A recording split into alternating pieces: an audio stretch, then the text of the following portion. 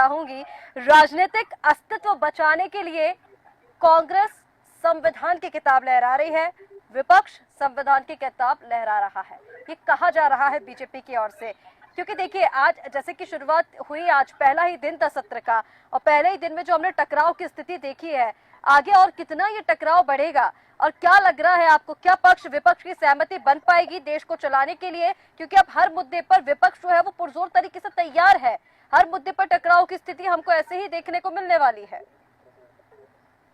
देखिए रिश्का जी, जो प्रधानमंत्री जी का बयान आया, उन्होंने कहा कि हम विपक्ष को साथ लेकर चलेंगे और एक अच्छे मजबूत विपक्ष की भी जरूरत होती है लोकतंत्र को चलाने के लिए।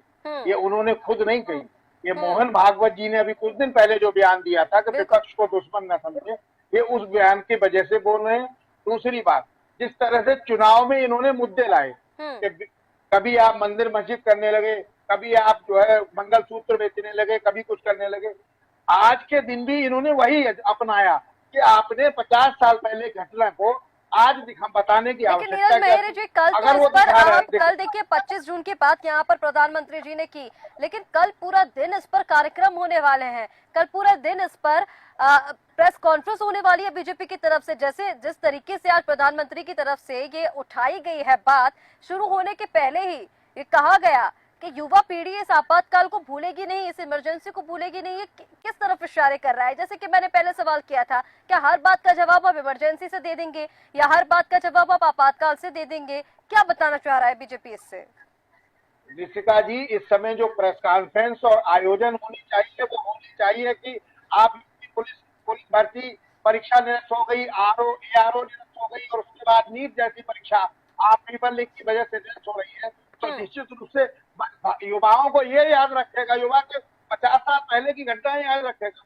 जो युवा 50 साल पहले देश भी नहीं आया था, वो क्या याद रखेगा इंदिरा गांधी की कहानी को?